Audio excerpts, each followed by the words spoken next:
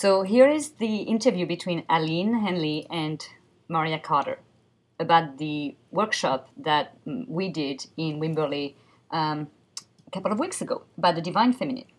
So, Maria, what were your expectations coming into this weekend?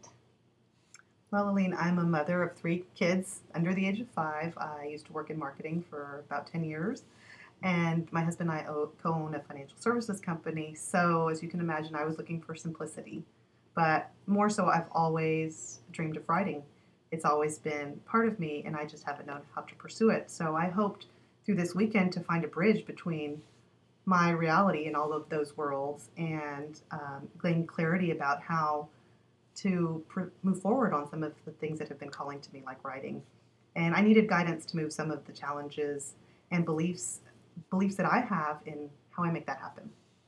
Okay, so obviously you're really busy, and given your background, what drew you to this specific workshop, kind of a non-traditional, like versus something that is more mainstream, life coach or career coach?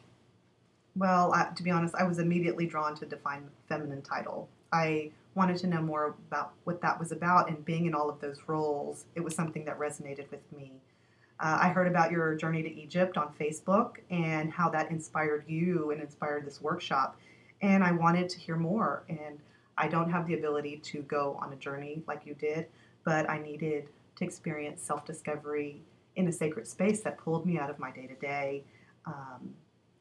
I've been to many career coaches, life coaches, and it's really about, step by step action. And I didn't even know if I was ready for that yet again. I needed more to understand, looking at myself as a whole person and seeing where I found fulfillment that the traditional ways I've gone about that haven't really addressed. So I knew this was out of my comfort zone, but I felt like real discovery could happen in that way. Very cool. And what did you take away from this weekend after those expectations? Well, I didn't go to Egypt, but I felt like I had traveled.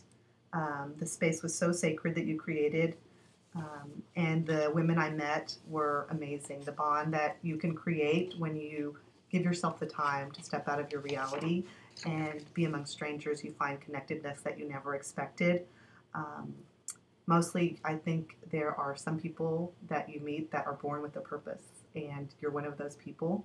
Your intuitive nature, I think, is just a gift, and the insights you had about each of us were something I haven't gained after spending thousands of dollars with coaches and on corporate retreats and in training. It's just something that I really related to and connected with me as to what I can move forward with.